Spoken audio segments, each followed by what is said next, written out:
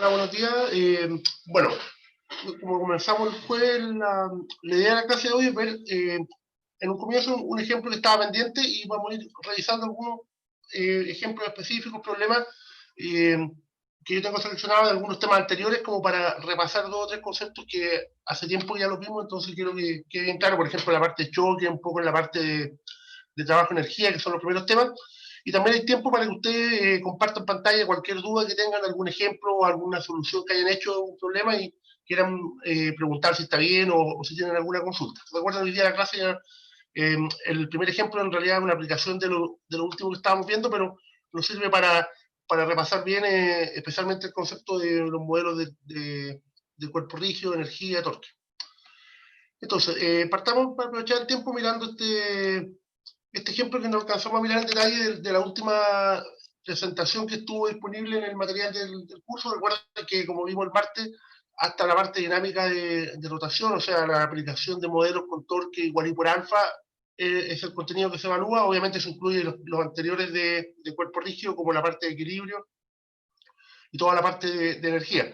Pero hay dos o tres conceptos que nos conversamos que van a estar disponibles en los próximos días, ya algunas presentaciones del semestre pasado y videos de cantidad de movimiento angular y la parte de oscilaciones, que también lo pueden revisar ahí. También consultas de algunas personas.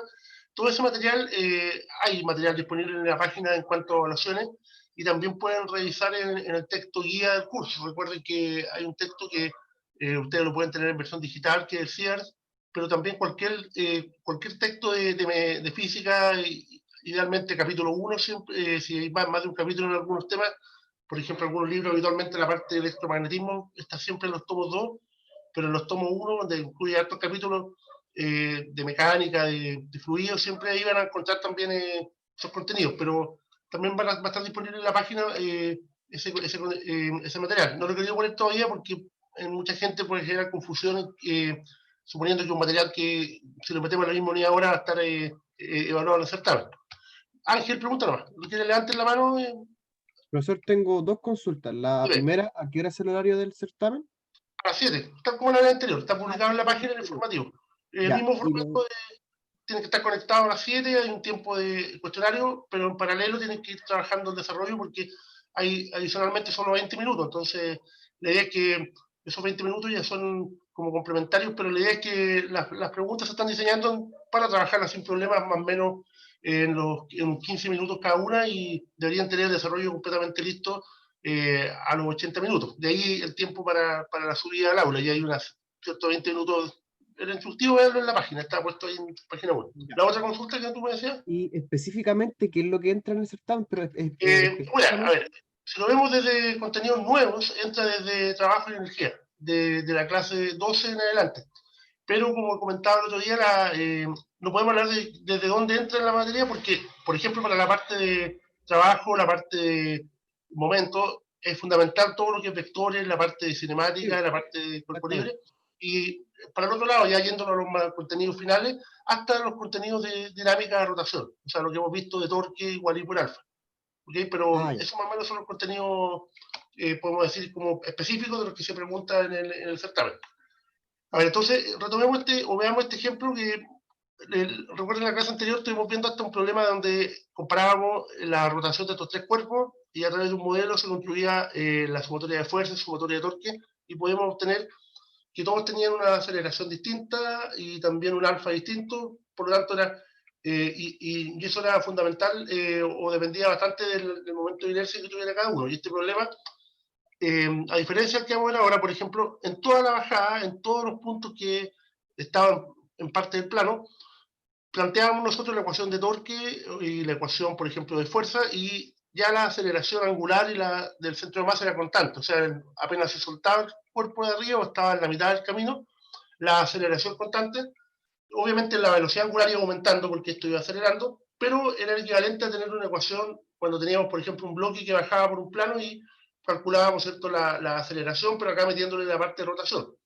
Pero hay ejemplos donde ya no podemos tener algo constante, porque en este caso, por ejemplo, como fue lo último que hablamos, recuerdo el día aparte, va a depender esta aceleración angular que el cuerpo va a tener de el ángulo en el cual se encuentra. Y lo vemos el punto de vista matemático, el teta en función del omega, y el omega es la rapidez angular, ¿cierto? Pero el alfa es la rapidez de cambio de la rapidez angular. Entonces nos va a quedar un sistema donde, por ejemplo, ya no podemos encontrar una expresión como decir, mira, el teta depende de algo inicial más el alfa por t, sino que lo que veamos en este ejemplo es válido solamente para el momento que se está indicando.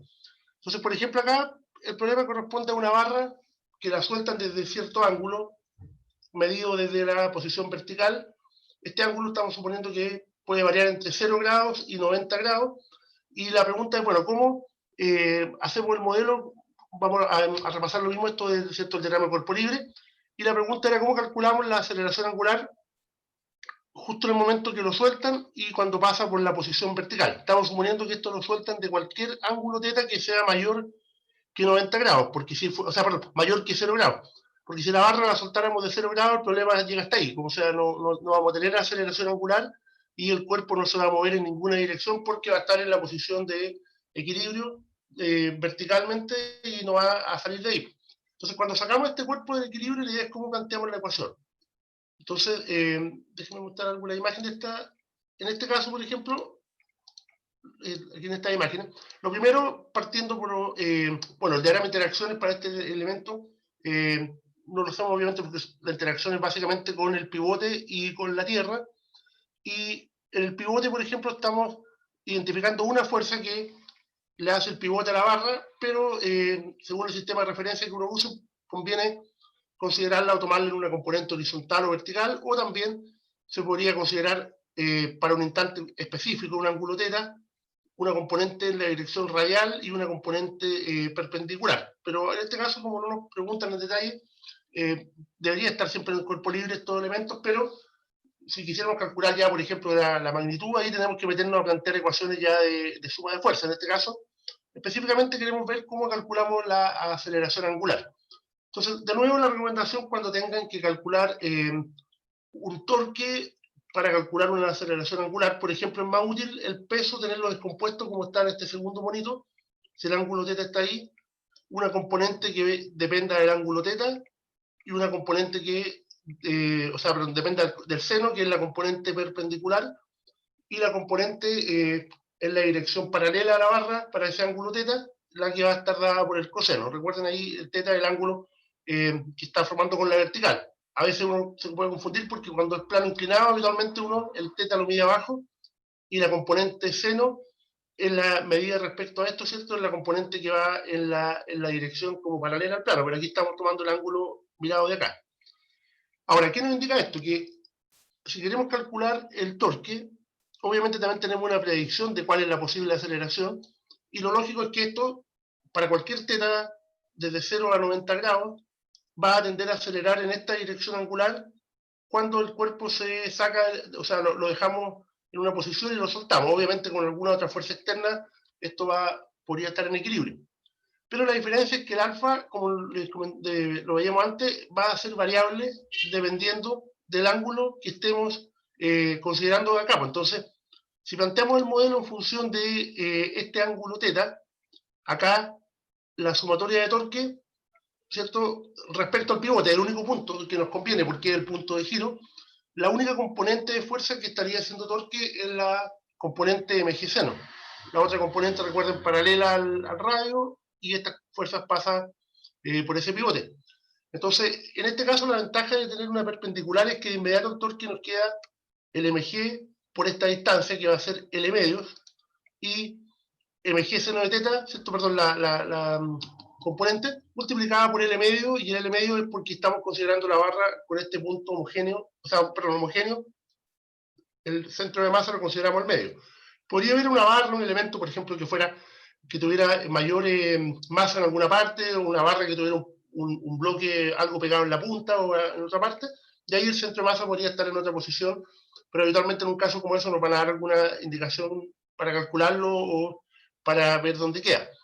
Entonces, en este caso, por ejemplo, el torque nos queda en esa dirección, que para nosotros la estamos considerando la del alfa, mg seno por L medio, y se ocupa la expresión para el momento de inercia, que una barra pivotada al borde ml cuadrado tercio por alfa. Y acá nos damos cuenta que al momento de despejar el alfa, aparece acá el θ como una variable, y como les Les decía antes, el teta es la variable angular de la posición. Por lo tanto, el alfa es la aceleración angular, es como la segunda derivada. Entonces, esta es una ecuación que no podemos considerarla, por ejemplo, una constante, sino que si cambia el teta un pequeño delta de tiempo después de que lo soltamos, va a cambiar el seno.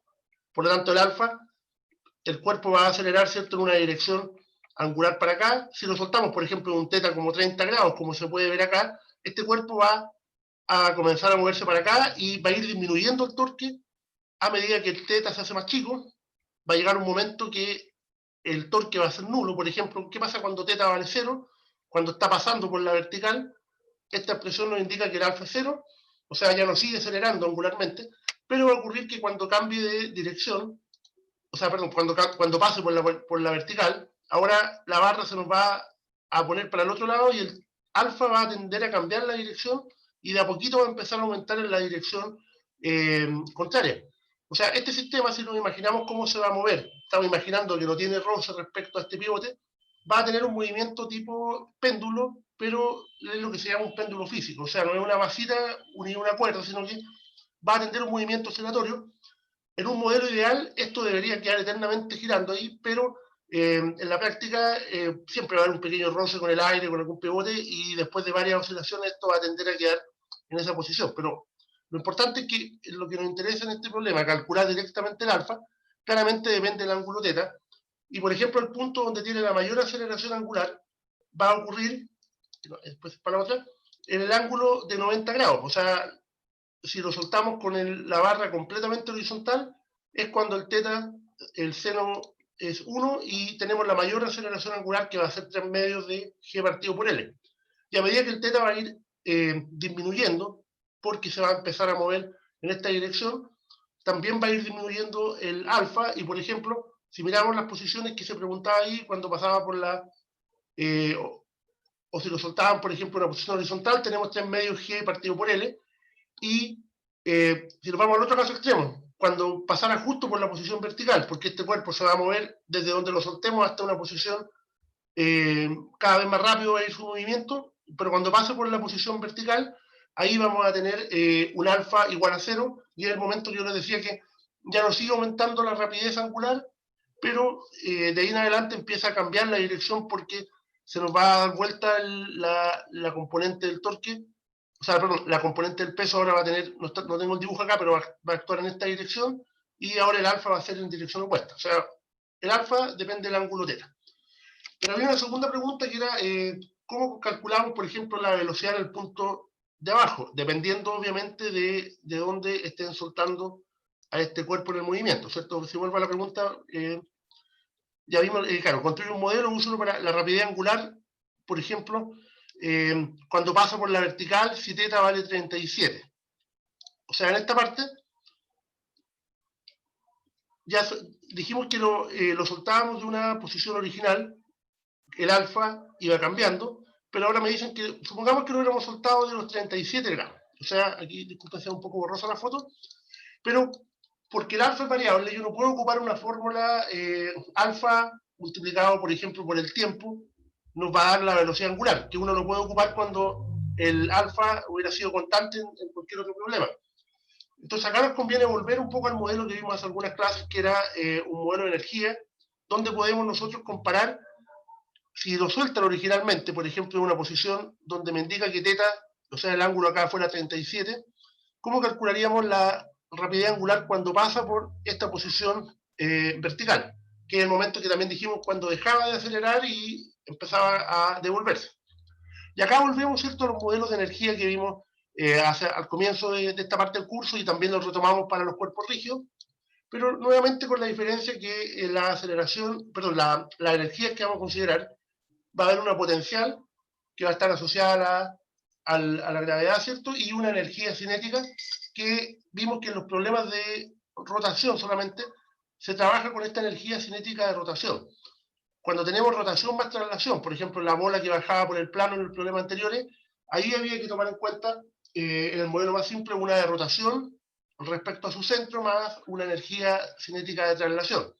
Pero acá, como este cuerpo tiene solamente rotación respecto a eje fijo, solamente nos quedamos con la cinética de rotación. Y en este caso, la energía gravitacional, por ejemplo, acá tenemos la libertad de elegir donde queramos el nivel de energía cero, pero si queremos trabajarlo en función de una variable más o menos conocida, como el teta que estaba medio acá, nos conviene elegir un nivel en el punto del pivote.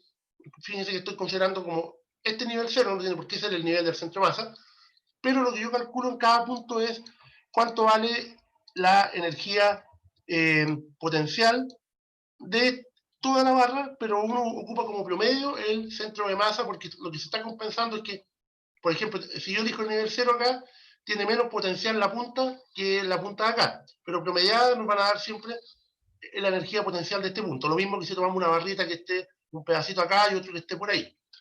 Entonces, en función de la geometría, uno tiene que encontrar dónde queda el centro de masa. Por ejemplo, si lo sueltan de 37, centro de masa va a estar en L medios, 37 va a ser el ángulo con la vertical, por el coseno, en este caso de teta, que sería 37, y cuando pasa por la vertical, es cuando tenemos teta igual a 0 y el centro de masa está en la mitad, pero justo corresponde, ¿cierto?, a la posición vertical.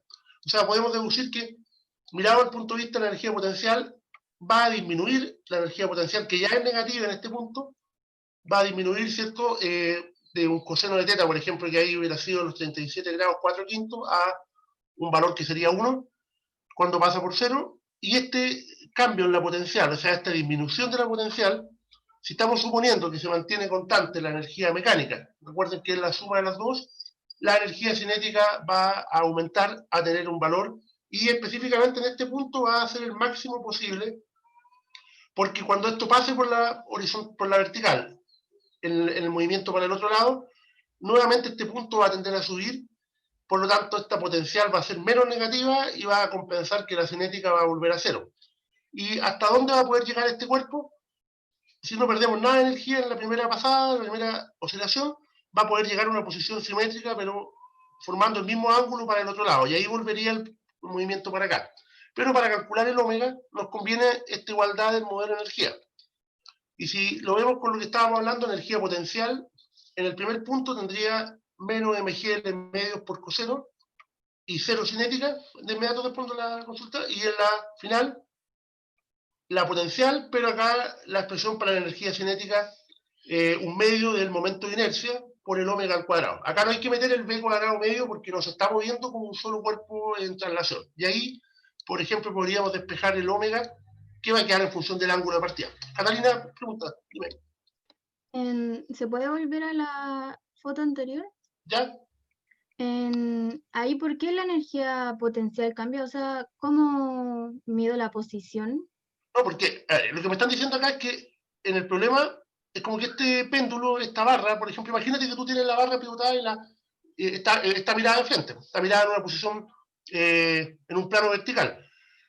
Originalmente tenemos la barra, por ejemplo, si supongamos, en este problema me dicen que el teta, desde cual lo sueltan, es 37 grados. Por eso yo ocupé acá el valor de, apareció cierto, bueno, acá no sé si están pasados con números, no pasé el número, pero esto vale para cualquier teta.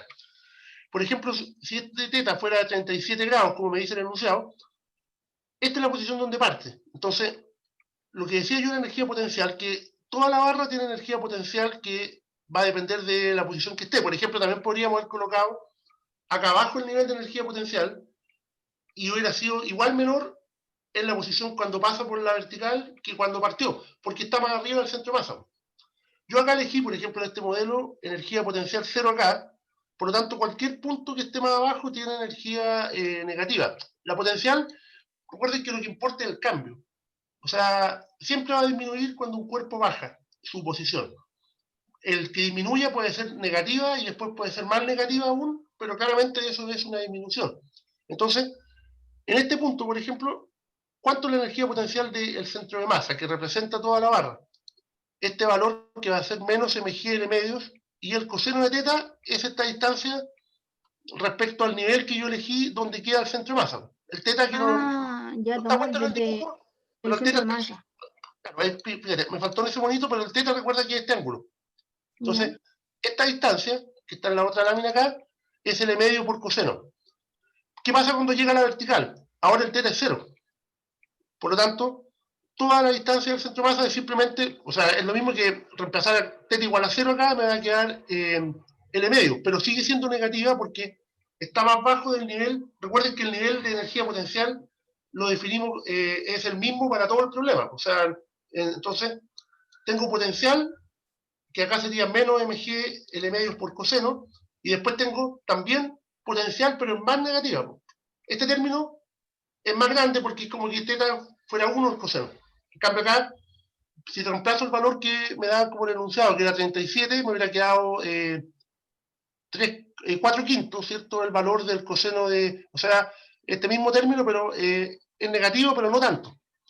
Entonces, esto es lo que nos permite, si tenemos la igualdad de energía, en este caso, como lo soltaban de esa posición, θ vale 0, o sea, perdón, la cinética vale 0, y la cinética en este punto, recuerden que la cinética nunca puede ser negativa. Por ejemplo, si ustedes hacen un cálculo y llegan a un problema donde les da que en una posición la cinética, ya sea de traslación o rotación, es menos 20 joule, la respuesta es, bueno, algo pasó a lo mejor el sistema no alcanzó a llegar ahí, porque nunca puede tener energía cinética negativa de ningún tipo, porque recuerden que esto es una expresión en función de la rapidez angular o de la rapidez del cuerpo, y esto es una cantidad, lo mismo que la masa, que siempre es positiva. Entonces acá, bueno, ya viene la parte, uno despeje el álgebra, y por ejemplo podríamos llegar a una posición o una velocidad angular que depende de este término, que es 3g partido por L, y 1 menos coseno. Y por ejemplo acá, si reemplazáramos θ igual, el θ original, desde el cual lo soltaron, 37, este término me hubiera quedado 1 menos 4 quintos, me hubiera quedado un factor acá, un quinto, me hubiera quedado 3 partido por 5 raíz de g partido por L. Y ahí, si por ejemplo hubiéramos considerado que no lo soltáramos de 37 grados, sino que la mayor posición, lo más alto que lo hubiéramos soltado, por ejemplo, podría haber sido θ igual 90 grados. O sea, si lo hubiéramos soltado de una posición completamente horizontal, ahí, por ejemplo, hubiera sido el mayor valor posible de omega, porque para 90 grados original, θ no hubiera quedado coseno vale 0, y hubiéramos llegado a este término con el mayor valor posible, 3g partido por L.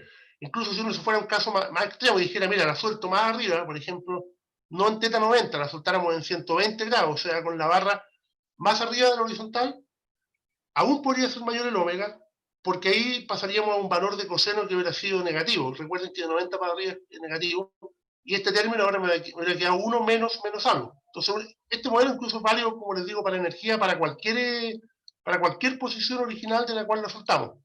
Pero ¿por qué conviene este modelo?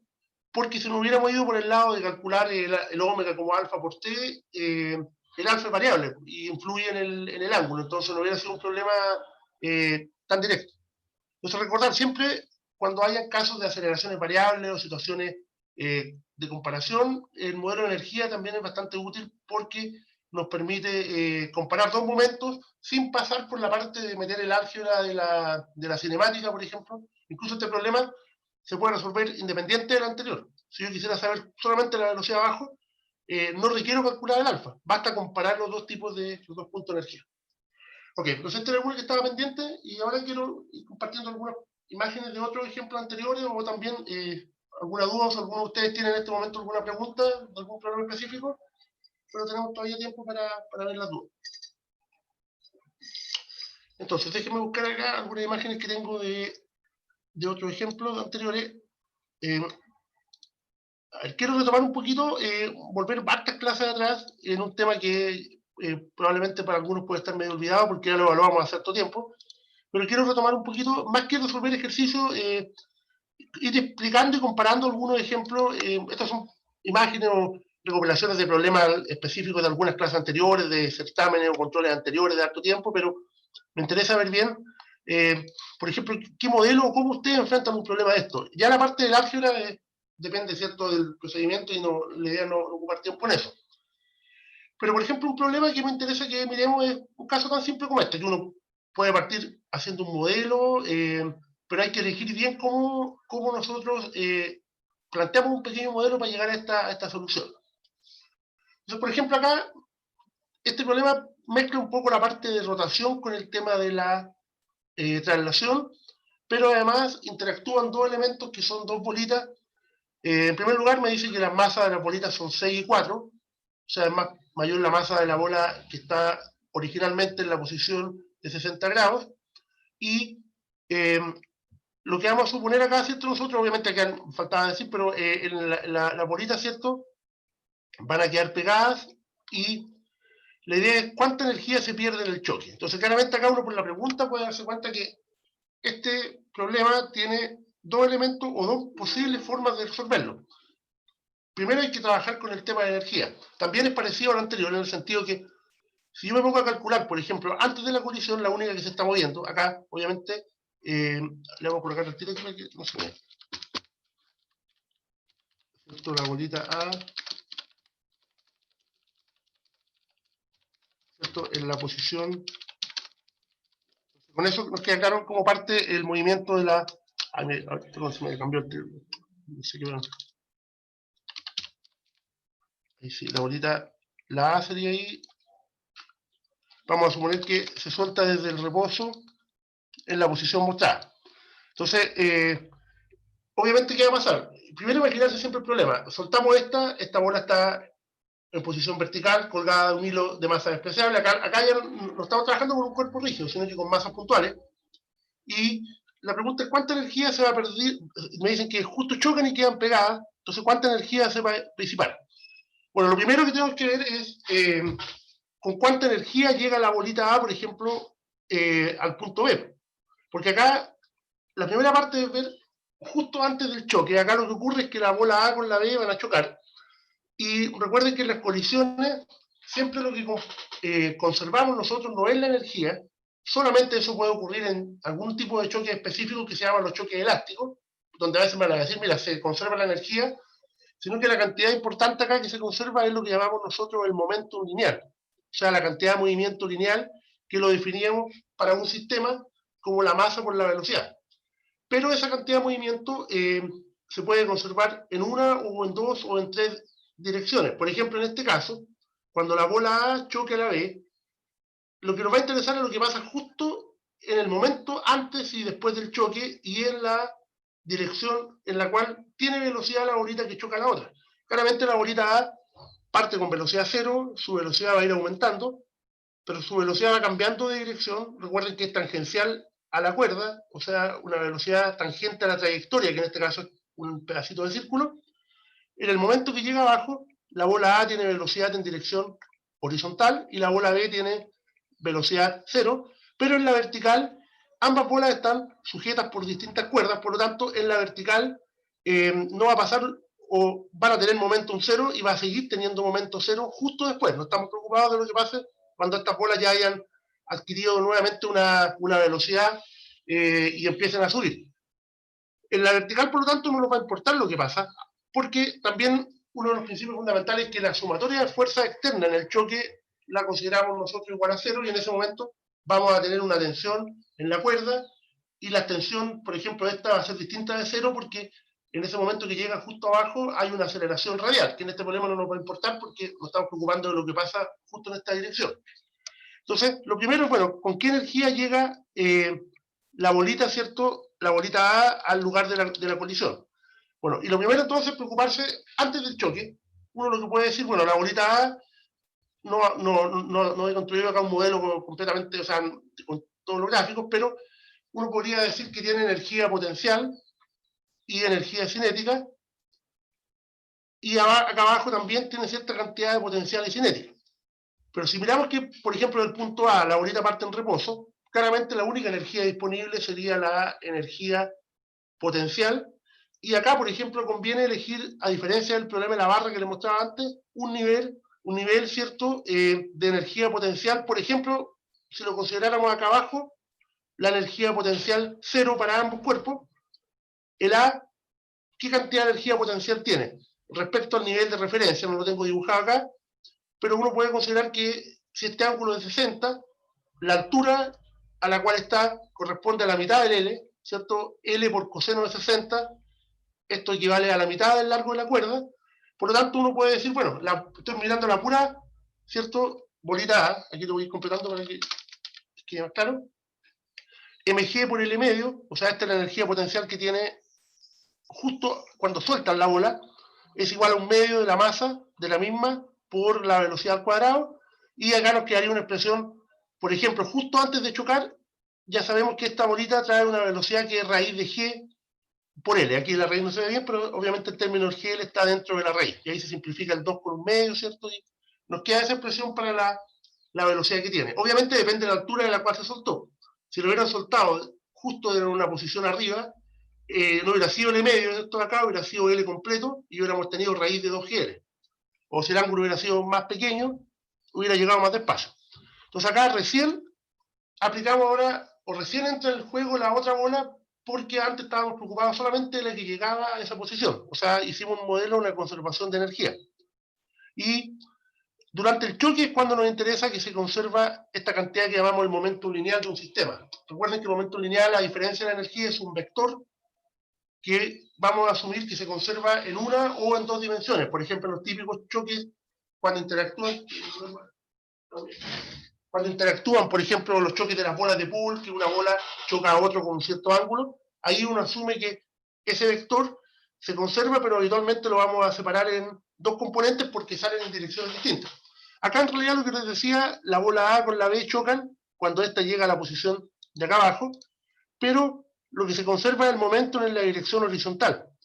Y por ejemplo, antes de chocar, esta bola viene con velocidad en dirección horizontal, ya calculamos que era raíz de 6GL, por lo tanto, el sistema formado por A y B tiene una cantidad de movimiento en esta dirección que sería la masa de A por B más 0 por la velocidad, o sea, perdón, más la masa del B, que es 4 por 0 porque está en reposo. Y después del choque, esta velocidad final es justo después que las bolitas se pegan y se mueven juntas, saliendo de esta posición, y lo estoy llamando BF.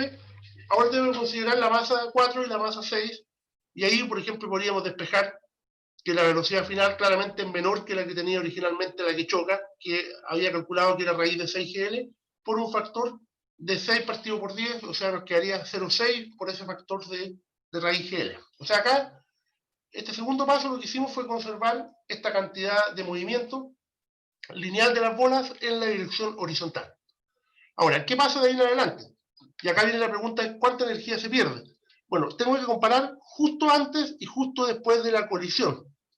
Entonces, ahí el término es comparar cuánta energía tenía mi sistema potencialmente justo cuando choca la A con la B acá abajo. Ambas tienen energía potencial cero, por lo tanto, lo que nos interesa es qué pasa con la cinética antes y después. Y, por ejemplo, si comparamos antes de la colisión, tendríamos solamente un medio de la masa 6 por la velocidad al cuadrado, que era GL, nos queda la velocidad V al cuadrado, y por ejemplo en términos del largo del G de este valor, nos quedaría una expresión como 3GL, que sería, ¿cierto?, la energía que tenía justo antes del sistema la bola A, y la bola B no tenía nada. Pero justo después, aplicando conservación de momento en el choque, llegamos a que la velocidad era raíz de, o 0,6 por raíz de GL. Pero ahora la masa del sistema, como están pegadas las bolitas, es la masa total, que sería 10, por lo tanto nos quedaría 0,5 por 10 por esta velocidad al cuadrado, y este término nos queda 0,36 multiplicado por el GL, y si lo vemos en un término comparativo con el anterior, ¿cierto? Acá esta nos quedaría 1,8 a multiplicar 0,5 por 10 por 0,36, 1,8 GL. Y esto demuestra que por el hecho de que las bolitas quedaron pegadas, hay una pérdida de energía. Si viéramos en un porcentaje o lo viéramos en términos, por ejemplo, empezando el G y el L, podríamos llevarla a Joule, pero conceptualmente, de tener 3GL, ahora tenemos 1,8, o sea, tenemos como el 60% de la energía final. O sea, podemos decir que... Me salté de... O sea, si pudiéramos ver una conclusión acá, obviamente uno podría decir, ¿cierto?, se pierde un 40%. O sea, si lo comparamos así, ¿cuánto es lo que nos queda respecto a la energía inicial? Fíjese que esa energía, lo que se perdió, uno podría decir, de todo lo que tenía la bola A, la convirtió en cinética al chocar con la B, pero es durante el choque donde, al quedar pegadas, siempre hay disipación de energía. Habitualmente, cuando los cuerpos quedan unidos en una colisión, se pierde parte de la energía. Y ahí podemos obtener, ¿cierto?, una pérdida como el 40%. Pero fíjense que en este problema se aplicó energía, conservación de energía antes de chocar y conservación de momento en el choque. Y obviamente en el choque uno no puede aplicar conservación de energía. Por ejemplo, si hubiéramos partido el problema sin este paso, y uno hubiera dicho, mira, se conserva la cinética, estaríamos cometiendo el error de que no es válido porque obviamente hay deformaciones o elementos que producen pérdidas de energía durante las colisiones. Y por ejemplo, si quisiéramos seguir el problema, acá no lo vamos a hacer, preguntarnos dónde va a llegar las dos bolas pegadas, después hasta dónde pueden llegar. La primera lógica es que no podrían llegar las dos juntas ni a la altura que estaba la A originalmente, ni aunque hubiéramos conservado la energía, porque si no se hubiera perdido energía, de cualquier forma, igual las bolitas no llegan a la misma altura, porque ahora la A está llevando pegada a la B. Entonces estaría teniendo mayor masa y la energía potencial no podría ser la misma. Y aquí ahora uno podría comparar esta energía total que tenemos, 1,8 GL, que es la energía del sistema combinado, tendría que ser igual a una energía potencial cuando las dos bolas se paren por primera vez, y sería, por ejemplo, la masa total, que sería 10 por G, por una cierta altura que habría que medir desde acá, ¿cierto? Ahí lo pueden revisar después. Pero ahí podríamos conservar de nuevo energía, pero no conservar las 3 GL, sino que la que se quedó después del choque. Ok, entonces este es un primer ejemplo, ¿cierto? Repasando algunos conceptos como lo que pasaba en los choques y el tema de energía. ¿Dudas, consultas? ¿Me van interrumpiendo más? Para tener el sonido abierto. A ver, otro problema que también podría ser medio conceptual, y por ejemplo, imaginándolo el tema de una colisión, y me dicen, supongamos que tenemos un proyectil que es lanzado vertical desde el suelo, explota mientras se está moviendo hacia arriba, y se fragmentan dos pedazos de masas desconocidas, distintas, no hay datos más que nada en el concepto, y me dice esa línea punteada corresponde a la trayectoria que tenía el proyectil antes de la explosión, y aquí me dan tres posibles situaciones donde las flechas van a mostrar la cantidad de movimiento, o sea, en realidad representan los vectores de velocidad de los fragmentos justo después de la explosión. Obviamente esto está mirado desde la Tierra. Entonces la pregunta es, de las tres posibles, ¿cuáles, cierto, son posibles físicamente? O sea, ¿cuáles de las tres podrían realmente ocurrir? Acá no hay ningún dato de que las masas sean iguales, que las masas son un porcentaje de la otra, sino que son dos masas obviamente distintas, supongamos, y diferentes de cero. Entonces este también es un problema de conservación de la cantidad de movimiento, porque lo que pasa en una explosión es que se libera energía que está acumulada en el proyectil, o sea, las dos masitas es esperable que después de la explosión adquieran velocidades mayores a las que traen en el momento que van a explotar. Incluso podría ocurrir que un proyectil explotara justo en el punto que llega arriba, pero en este caso no hay ninguna información. Lo que sabemos es que originalmente va por esta trayectoria subiendo. Entonces, también es un problema de conservación de momento. En este caso, el momento de mi sistema, que originalmente era el proyectil, y después son los dos pedazos del proyectil, tiene cantidad de movimiento en dirección vertical hacia arriba. Y ese vector de cantidad de movimiento es el que tiene que conservarse durante la explosión. Y acá lo que me están dando, fíjense que no son los vectores momento, sino que los vectores velocidad. Por lo tanto, el momento de cada una va a estar representado por la masa multiplicada por este vector. Pero la masa es una cantidad escalar, por lo tanto, siempre el momentum de un cuerpo va a tener la misma dirección de la velocidad. Obviamente el tamaño, como les digo, depende de la masa que tenga cada uno, multiplicada por la velocidad que experimenten. Acá no me dicen nada de los valores que tengan, ¿cierto?, las velocidades, pero ¿cuáles serían posibles? Bueno, si miramos acá, este momentum sumado con el que tenga esta bolita, dependiendo obviamente de la masa de cada uno y de los tamaños reales que tengan como cantidad de movimiento, sí podría ser posible, porque yo podría con estos dos vectores sumar de alguna forma, independiente que este podría ser más chico, por ejemplo, suponiendo porque la masa es más grande o más pequeña, ahí no podría ser, por ejemplo, porque, bueno, todo depende de la masa, pero cualquiera de estos dos, o sea, en las direcciones que este cuerpo va a tener, ¿cierto?, estas dos posibilidades, esta es posible, porque podríamos llegar a una suma de un vector que vaya para arriba, que originalmente era el momento lineal del elemento antes de explotar. O sea, la 1 sí es posible. ¿Qué pasa con la 2? Esta no podría ser posible, porque originalmente tenemos un momento que va para arriba, pero independiente de las masas que tengan, la parte del proyectil que sigue vertical y una parte que sale para el lado, independiente que estas masas obviamente sean distintas de cero que las dos, este momento siempre va a estar aportando algo en la dirección horizontal, y antes no lo tenía el proyectil antes de explotar.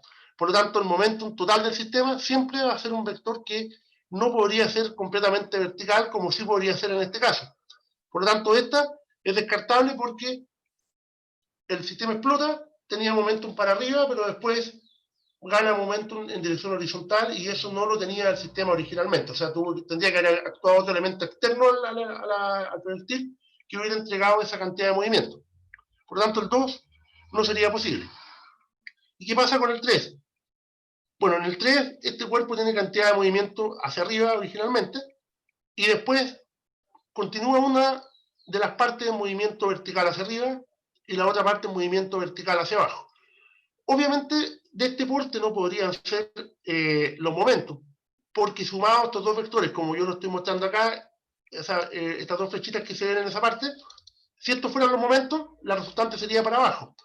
Pero acá podríamos deducir que la única posibilidad, si estos fueran los vectores de velocidad, es que sea bastante más grande la masa de la parte de arriba, porque esto aportaría harto momento para arriba, y este, al ser la masa más chica, su momentum sería menor que el otro, y sumados, de todas formas, me quedaría un momentum en la dirección vertical. Por lo tanto, la 3 también es posible. Incluso podría ocurrir, por ejemplo, que esto hubiera explotado en el momento justo cuando llega a lo más alto, o sea, en ese momento no tendría momento, y después una parte sale para abajo y la otra para arriba, y la suma de los momentos me tendría que dar, por ejemplo, 0. Pero acá obviamente no hay ninguna información. Entonces, acá lo que me interesa de este pequeño ejemplo es que, claramente, independiente de que no sabemos las masas, es posible armar un sistema, o es posible que haya conservación de momento en el 1 y en el 3, pero no en el 2 porque de nada le sale un momento en la otra dirección. Obviamente, este programa es más que nada concepto, pero si tuvieran que calcular, tienen que sumar vectores, recuerden, por componentes. Cuando tengan algún modelo de choque en 2D o explosiones, todo se trabaja con vectores, y hay dos caminos. Recuerden que uno trabajaba los vectores sumándolos y ocupando teoremas del seno, coseno, trigonometría para calcular los lados, o también pueden descomponer los vectores en un sistema de referencia X e Y y aplicar conservación por los dos lados y calcular las cantidades que les pidan. Eso me refiero a los choques en 2D. En una dimensión prácticamente como el choque de la bolita, todo ocurría en la misma línea. Entonces este es un segundo ejemplo un poco retomando ese tema que ya, bueno, y aquí obviamente se era una pregunta con alternativa, y la 1 y la 3 eran las únicas dos posibles. También algún problema antiguo de algún control, no recuerdo ya de qué tiempo. Dudas, consultas, recuerden, quiero dedicarle, como les digo, más tiempo, unos 10 minutos más a esto de momento, porque es lo que está más lejos en cuanto al tema que vimos en las clases de este segundo periodo. Ahora, por ejemplo, esto también es más o menos conceptual, pero ahora se refiere al típico choque de... a ver, un poquito más chico para que se... Bueno, después vamos a ver un poquito más grande, pero después vamos a ver la opción. Me dicen, supongamos que tenemos otro choque donde me hablan de un carro que choca contra un muro con velocidad de tantos metros por segundo y rebota con una velocidad de magnitud BD, que es la velocidad después del choque. Y en este caso, por ejemplo, no es un sistema donde conservemos el momento de dos elementos. Por ejemplo, acá el muro es un elemento ya externo a mi sistema. O sea, acá no estamos viendo el choque de dos carritos y ver cómo queda uno después del otro comparado con lo que tenían antes. Acá el muro nunca se va a mover. O sea, es un elemento de masa comparativamente mucho más grande, está fijo al sistema, por lo tanto, esto es lo mismo que fuera un rebote de una pelota en una muralla, pero acá está mostrado por un carrito. Entonces, ¿qué podemos decir acá? Que durante la interacción de este cuerpo con el muro, hay una fuerza que va a producir un cambio en la cantidad de movimiento. Y acá aparece un concepto que también estaba bien presente ahí, que era el tema del impulso. El impulso, ¿cierto?, es lo que le hacía cambiar el momento en algún sistema. Habitualmente el impulso, uno lo puede calcular si la fuerza es constante, como la fuerza por el intervalo de tiempo que actúa. Por ejemplo, si con la mano le aplicáramos una fuerza durante medio segundo a una pelota al lanzarla, uno podría decir, mira, la fuerza que yo aplico a la pelota es tanto, en tal dirección, multiplicada por ese tiempo, yo le estoy entregando un momentum o una cantidad de movimiento al cuerpo justo después de que pierde contacto con la mano. Obviamente también el cuerpo puede tener momentum antes, el impulso le produce un cambio en el momentum, y eso es lo que vamos a ver nosotros como el delta o el cambio en la cantidad de movimiento. Entonces, por ejemplo, ¿qué pasa en el contexto de este problema del carrito? Antes que chocara, su cantidad de movimiento podemos definirla como 20 en dirección a la izquierda. O sea, tiene 2 por 10 la masa por la velocidad, y en dirección vectorial sería un menos 20 por el vector I unitario. Pero ocurre que esto interactúa con el muro y su momentum cambia de magnitud y cambia de dirección, porque ahora sigue siendo horizontal, pero se mueve en la dirección opuesta. Por lo tanto, su momentum ahora va a seguir siendo la misma masa, pero multiplicado por esta velocidad v sub d y en dirección ahora hacia la derecha. O sea, ahora su vector momentum va a tener una componente i unitario, o podemos representarla con una flecha en la misma dirección que tenían las velocidades hacia la izquierda, la original, y después hacia la derecha. Entonces, acá habitualmente aparecen estos gráficos. Recuerden cuando aparece un gráfico de fuerza en función del tiempo. Habitualmente son gráficos con tiempos bastante pequeños, porque las interacciones tipo choque ocurren en pequeños intervalos de tiempo. Acá fíjense que este gráfico está dado para un intervalo de 60 milisegundos, o sea, 0,06 segundos, muy pequeño. Habitualmente también muchas fuerzas son variables. Cuando hay un choque, una deformación, un impulso, la fuerza va a tener un cambio, o sea, no va a ser constante durante todo el intervalo de tiempo. Y acá, por ejemplo, en este gráfico me dicen, mira, supongamos que esta fuera la fuerza Newton durante este pequeño intervalo de tiempo. O sea, una fuerza que de partida tiene dirección hacia la derecha, porque es positiva según mi sistema X, y tiene un máximo de 1000, pero tiene una forma como un triángulo. Entonces acá, ¿para qué ocupamos este gráfico? Y acá hay como 3 preguntitas como más conceptuales. Lo primero, el área bajo la curva en el gráfico corresponde al cambio de la energía cinética, y esta pregunta tiende a ser confusa porque uno se acuerda que hay un gráfico cuando uno dice, tengo la fuerza y tengo algo abajo. Pero ese gráfico, para que fuera correcto, esto del cambio de energía cinética, no tendría que ser el tiempo abajo, sino que tendría que ser el X. Porque recuerden que uno de los primeros elementos que vimos en la parte de trabajo-energía fue que el trabajo de una fuerza, ¿cierto?, era una integral entre la fuerza y el desplazamiento. Cuando la fuerza era variable, uno podía calcularla como el área bajo la curva, pero no del gráfico fuerza-tiempo, sino que del gráfico fuerza en función de la posición. Entonces, esta respuesta sería falsa, en el sentido que, o sea, si la pusiéramos ahí como, con un tono ahí como diciendo no, esta no sería correcta. Mejor la voy a dejar sin color, pero le vamos a colocar que esta sería falsa, por el hecho que el gráfico de ahí no corresponde al cambio de energía cinética, sino que corresponde al cambio en la cantidad de movimiento. O sea, si fuera F versus X, sería cambio de energía cinética, sería el trabajo realizado, pero acá es la fuerza en función del tiempo. Entonces, lo correcto acá es que esto sería el cambio en la cantidad de movimiento. Y esto uno lo puede calcular. Por ejemplo, para este ejemplo, uno podría calcular esto como 1000. Ahí no tengo hecho abajo, ¿no? Sí, pues la otra la vamos a hacer. Sería 1000 multiplicado por 0,06 y dividido por 2. O sea, en este caso el área nos daría ese cambio en la cantidad del impulso. La segunda pregunta que también me voy a consultar sería la cantidad de movimiento del carro se mantiene constante, y claramente esta es una que uno podría responder de inmediato mirando nomás el monito, porque no permanece constante por el hecho que el sistema tiene un vector distinto ya en dirección, independiente que conociéramos el valor de este vector de la velocidad justo después. Por el hecho que cambia de dirección, ya de inmediato sabemos que cambia la cantidad de movimiento. Incluso si v sub d fuera 10, igual cambiaría porque cambia la dirección, porque está indicado acá. Y la última que dice que el vector impulso sobre el sistema, sobre el carro, tiene dirección hacia la derecha. Esta obviamente sería una alternativa verdadera, y esto lo podemos deducir por el hecho que conceptualmente uno puede darse cuenta que la fuerza es positiva para allá, y la fuerza tiene esa dirección siempre, aunque sea variable, pero lo podemos ver por el hecho de que la fuerza tiene dirección hacia la derecha, y eso es el impulso, el área bajo la curva, o simplemente restando las cantidades de movimiento. El impulso es el cambio en la cantidad de movimiento, o sea, estaríamos restando un vector que sería a la derecha, menos un vector que va a la izquierda, nos queda un vector más grande aún que ambos, si estos fueran los vectores momentos. Recuerden que son las velocidades, pero multiplicados por la masa. en la dirección horizontal. O sea, esta sería la única como verdadera aquí, pero recordad bien, gráfico de fuerza-tiempo es impulso, gráfico de fuerza versus posición sería el trabajo hecho sobre un cuerpo, así que cuidado con esas confusiones. Y por ejemplo, acá uno podría calcular cuánto es la velocidad versus d. Y acá esto, ¿cómo lo podríamos hacer? Bueno, en este caso, ¿cierto? Uno podría decir que el impulso, aquí lo voy a escribir para que vean después la solución, impulso, ahí la ortografía, pero lo quiero hacer más rápido, y el área del gráfico me quedaría 1000 multiplicado por 0,6, 0,06, recuerden porque estamos hablando de milisegundos, dividido por 2, y esto nos daría igual a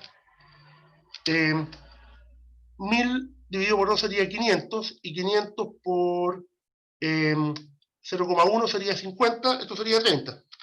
Creo que me da, y la unidad siempre cuando trabajamos en impulso es newton por segundo. Recuerden que cuando trabajamos energía, en un gráfico es newton por metro, y eso es lo que se llama los joules, pero en momentum siempre trabajamos en newton por segundo. Déjenme ver si está bien este número, 0,06 sería 60 dividido por 2. Este sería el impulso, ¿cierto? Y esto sería en dirección positiva, ¿cierto? De este eje X. Y este impulso lo podemos calcular nosotros como el cambio en el momento. Y en este caso, mirados todos en la dirección, ¿cierto? En la dirección en X, ¿cuánto tendríamos de momento final? Sería 2 kilos por BD, o sea, uno podría deducir acá 2, ¿cierto? Por esta velocidad después, que sería el P final, menos, y acá tenemos que restar, ¿cierto? El momento en que tenía antes, que era 10 metros por segundo, pero fíjense que este menos, en este caso me va a quedar 2 por menos 10, todo en metros por segundo, o sea, esto en la práctica me queda 2 b sub d, ¿cierto? La cantidad de movimiento que tendría después, y este menos por menos me quedaría más 20, y esto sería igual a lo que hemos calculado como 30. Todo está en la unidad de newton, metro, segundo, y ahí uno podría deducir, por ejemplo, que esta velocidad después podría ser igual a 30 menos 20, sería 10 partido por 2, sería un valor, ¿cierto?, de aproximadamente 5 metros partido por segundo. Ahora, ¿qué significa esto? Que el momento, ¿cierto?, el P después, ¿cierto?, que va a tener después del choque, va a ser la masa por la velocidad, o sea, va a ser 10 newton, en este caso por segundo. Y esto tiene lógica porque si lo comparamos ya con los números despejados, o sea, esta sería como la respuesta aquí de esta velocidad, lo que le pasa al sistema es que antes tiene 20 de momento en dirección a la izquierda, o sea, sería menos 20 en su momento. Y con el cálculo que hicimos, después tiene más 10 de momento en la dirección del eje X. O sea, pasamos de tener menos 20 a más 10. Conceptualmente esto es un cambio de 30. Y esos 30 corresponden exactamente a lo que habíamos calculado en el gráfico acá, que sería el área, ¿cierto? El impulso, que en este caso le provoca la fuerza, que sería 30 newton por segundo. Pero con el cuidado que esto se calcula como un área de este gráfico. En muchos problemas de repente las áreas son curvas y uno tiene que aproximar las figuritas. Pero, de nuevo, otro problema para repasar esto de momento que tiene que estar bien claro y no confundirlo con la parte de trabajo y de energía, sino que obviamente se mezclan en algunos casos cuando uno compara pérdida o ganancia. También, obviamente, de inmediato si hubiera una cuarta pregunta, dijera, ¿la energía cinética permanece constante durante el choque? Claramente no, porque tenía más energía cinética antes. Tenía velocidad 10 y después tiene una velocidad de 5. Ambas son positivas, pero podríamos decir que hay una pérdida de energía del carrito durante la colisión. Solamente se conservaría la energía, ¿cierto? Si es que esta velocidad después del choque fuera igual a 10, aunque fuera para el otro lado. Pero el momento, claramente, es lo que se cambia, y también aquí habría un cambio de la energía cinética. Ok, duda alguna consulta de este, pero con esto ya hemos visto varios ejemplos de... Y acá, por ejemplo, fíjense que también quise colocar porque este ya va por el lado de energía. Nuevamente, no confundirse con los gráficos. En este problema, por ejemplo, me están diciendo la fuerza en dirección del movimiento que ejerce sobre un vehículo un grupo de personas que lo empuja se muestra en el gráfico siguiente. O sea, estamos suponiendo un grupo de personas que a lo largo de una distancia de 40 metros aproximadamente, le aplican una fuerza a un auto que lo están empujando, y la fuerza está expresada en Newton. La pregunta es cuál es el trabajo realizado sobre el vehículo por las personas que lo empujan desde 0 hasta 40 metros. A diferencia de lo otro, tiene la variable del X abajo, por lo tanto, no me sirve para calcular un impulso, sino que me sirve para calcular el trabajo hecho por algún elemento. Y recuerden que el trabajo lo calculábamos como un producto punto entre la fuerza y el desplazamiento.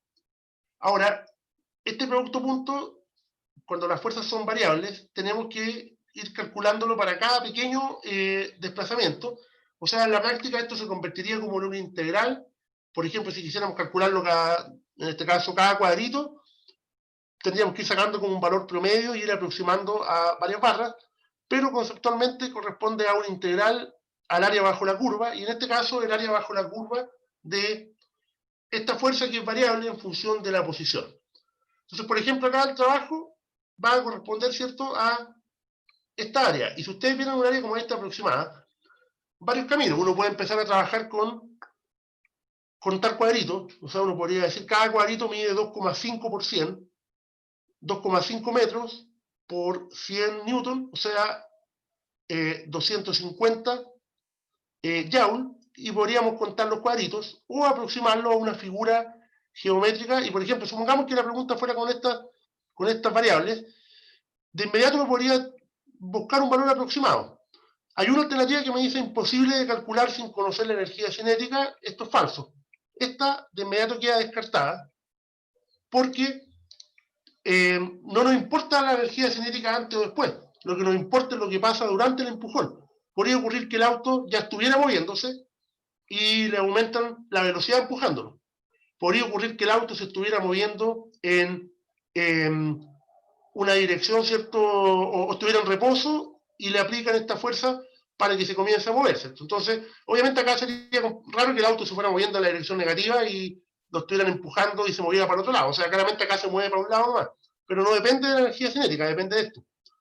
Y por ejemplo, si quisiéramos elegir alguna de esas alternativas, si nos fuéramos al caso como que esto fuera completo, o sea, no tuviéramos esta curva, sino que dijeran, mira, la fuerza siempre, por ejemplo, es 800.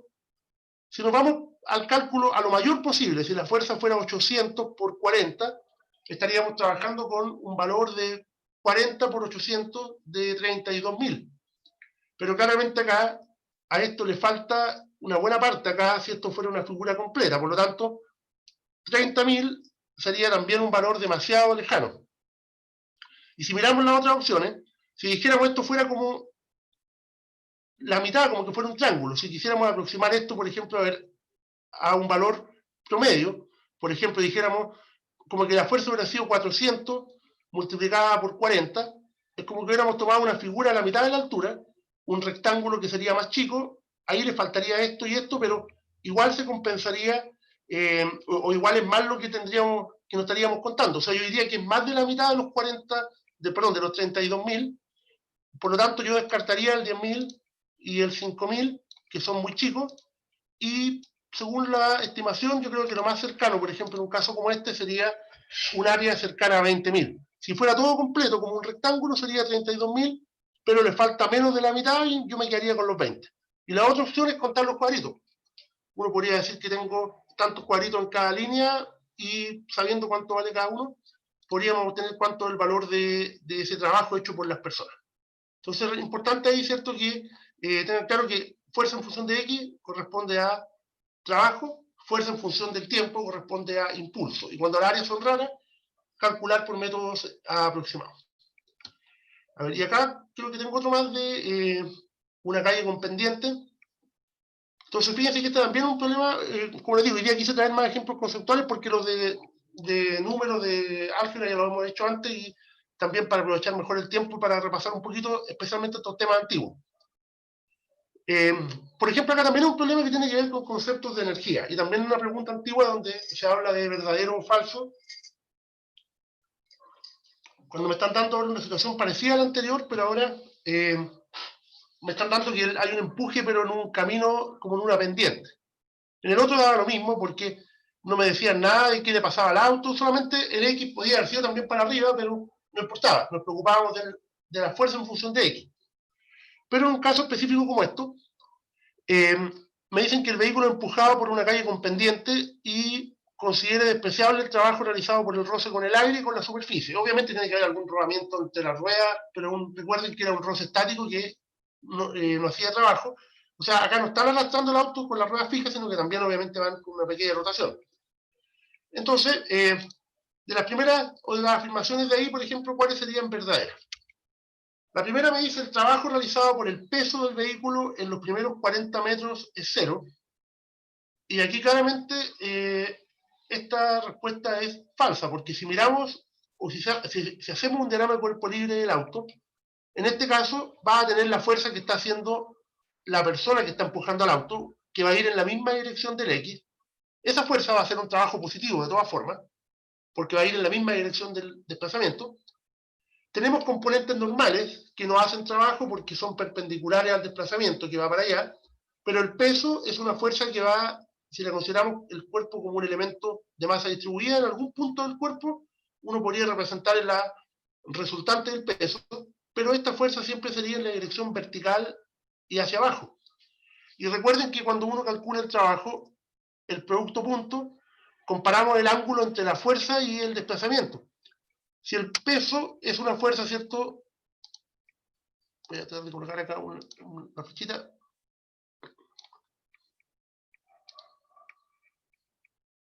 Déjeme colocarle un color más fuerte que se note. El peso, ¿cierto?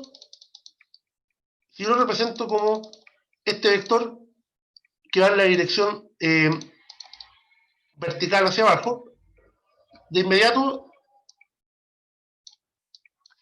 esto acá si lo colocamos, fuerza-peso está acá. Si yo comparo ya por el ángulo θ que hay ahí de inclinación, el ángulo que tiene la fuerza con el desplazamiento, que en este caso el desplazamiento, ¿cierto?, es en la misma dirección de este eje X, este es el eje X, ¿cierto?, en el cual se está moviendo. Por ahí es el problema de trabajar aquí en vivo. Este ángulo es mayor que 90. Es 90 más θ, el ángulo que se forma ahí. Por lo tanto, de inmediato podemos decir que esto es falso, porque hay un trabajo del peso y además este trabajo, ¿cierto?, podemos decir que es negativo. O sea, de inmediato, independiente que conociéramos el valor, ahí está, esta respuesta, ¿cierto?, sería falsa, porque este trabajo podríamos decir que es negativo, ¿cierto?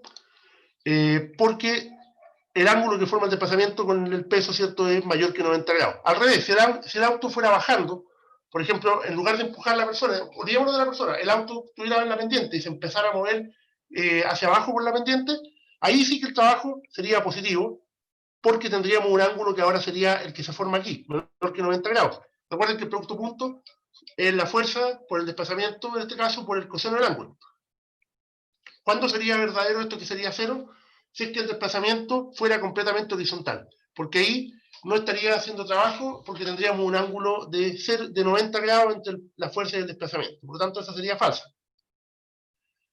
Ahora, hay una pregunta que dice: la velocidad que alcanza el vehículo luego que finaliza el empuje, o sea, después de 40 metros de empuje, depende del ángulo de pendiente de la calle, considerando que la fuerza de empuje es siempre la misma. O sea, vamos a suponer que hay una fuerza que empuja por 40 metros, pero es siempre constante, da lo mismo el ángulo que tenga la calle. O sea, la persona va a empujar, a lo mejor más, le va a costar más hacer el empuje cuando vaya en subida, pero ¿qué pasaría con esta segunda respuesta? Suponiendo que la fuerza de empuje de la persona es siempre la misma y siempre empuja 40 metros, el trabajo que va a hacer la persona va a ser siempre el mismo. Va a ser la fuerza, no sabemos el valor, multiplicada por 40. O sea, ahí tenemos el trabajo hecho por la persona. Pero, ¿de qué va a depender la energía cinética? Va a depender del trabajo total. O sea, depende del trabajo neto que va a estar realizando la persona y el trabajo que va a hacer el peso. El de la persona da lo mismo el ángulo que tenga la calle, fuerza por 40. Pero el del peso claramente depende del ángulo, porque no es lo mismo que la persona empuje el auto con un θ de 5 grados, o sea, una calle con poquita pendiente, va a subir poquito, y el peso va a ser un trabajo negativo, pero no va a ser tan grande como si la persona estuviera empujando por una pendiente de unos 30 grados. Obviamente, bien complicada una calle típica de Valparaíso con pendiente grande. Para subir, incluso uno caminando se puede dar cuenta que es mucho más complejo que subir por una calle más plana. Pero si fuera más grande el θ, la persona hubiera hecho el mismo trabajo, hubiera empujado 40 metros por la pendiente, pero el peso hubiera hecho un trabajo mucho más negativo. Y este trabajo, sumado con el trabajo de la persona que es ya conocido, hubiera sido más pequeño en total. Y este cambio, o este trabajo neto, recuerden que el teorema del trabajo de energía cinética no influye en el cambio, ¿cierto? O en la energía cinética del vehículo. Ahora, por ejemplo, acá, la velocidad que alcanza el vehículo luego que finaliza el empuje, obviamente no se indica acá nada, pero supongamos que el auto estuviera inicialmente en reposo y la persona lo empieza a empujar. Un trabajo de la persona fijo, pero si la θ es más grande, lo que va a estar haciendo es que el peso va a ser un trabajo negativo. Obviamente hay un mínimo, acá recuerden, la fuerza mínima que tendría que empujar la persona, suponiendo que no hay un roce que impida el movimiento, no esté frenado el vehículo, por ejemplo, tendría que ser mínimo el mg por el seno del ángulo, o sea, no podría ser probablemente un ángulo muy grande.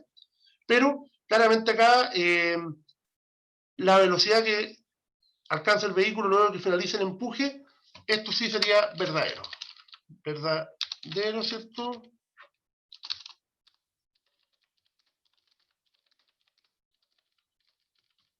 El trabajo, ¿cierto? El peso depende del ángulo, por lo que yo estaba explicando, ¿cierto? Por lo que estaba explicando recién en esta parte. O sea, en este caso sí tendríamos una velocidad distinta y claramente si el θ fuera 0, por ejemplo, sería el caso más ideal.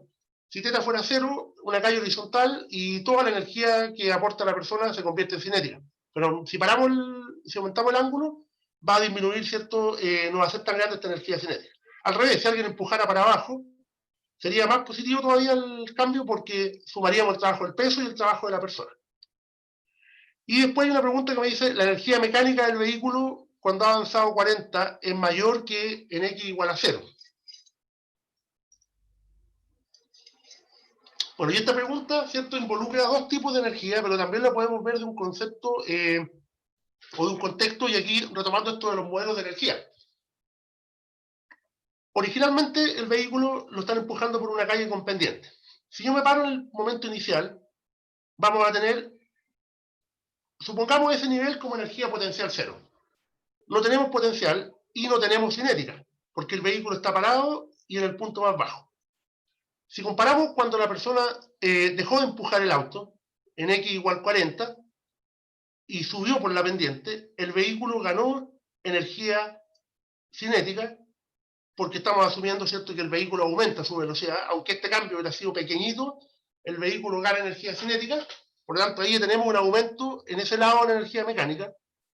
La cinética no podría ser negativa, ¿cierto?, mínimo 0, y también ganó altura. Y al tener mayor altura, hubo un aumento de la energía potencial. Recuerden que aunque el trabajo del peso sea, o siempre ocurre que la energía potencial es contrario al trabajo del peso. Si el trabajo del peso es negativo, la energía potencial, el aumento, me refiero, va a ser positivo. Si el trabajo del peso fuera negativo, caída libre, por ejemplo, la energía potencial va a disminuir. Pero en este caso, como hay un θ que va para arriba, claramente aumentó la potencial y aumentó la cinética. Por lo tanto, esto también hubiera sido, ¿cierto?, verdadero, ¿cierto? Aumenta K y aumenta, ¿cierto? Aumenta pongámosle la energía gravitacional. O sea, también tenemos un aumento, ¿cierto?, un cambio de la energía potencial. Ahora, la podríamos ver de otro punto de vista. Si yo me preocupo de la energía potencial, o sea, perdón, la energía mecánica como un todo, recuerden que cuando uno tiene el modelo de energía, uno dice, ¿cuándo se conserva la energía? La mecánica, cuando el trabajo de agentes externos es 0. Pero acá si nos preocupamos nosotros solamente del vehículo como el cuerpo que me interesa, el que está empujando es un elemento externo. y podemos ver que desde que empieza a empujar hasta que llega al punto final, hizo un trabajo positivo. Y este trabajo positivo va a corresponder a un cambio en la energía mecánica total. Obviamente, ¿en qué se traduce? En un cambio de velocidad, de cinética, y en un cambio de altura. A lo mejor si la persona empujó siempre con la misma fuerza, independiente del ángulo, va a ir más rápido el vehículo cuando haya hecho el trabajo por una X más horizontal. Por ejemplo, en el caso más extremo, que el θ fuera 0, no hubiera cambiado nada la potencial, pero sí hubiera cambiado la cinética por el trabajo hecho por la persona. Entonces también sería una opción verdadera. Entonces, la idea es esto, tener bien claros estos conceptos, fuerza, energía. Por eso hoy día me quise concentrar en esto, porque ya la última semana hemos dado hartas vueltas con la parte de rotación, de torque, pero estos temas de trabajo y energía cinética también son importantes en este certamen. Recuerden, les voy a guardar esto para tenerlo.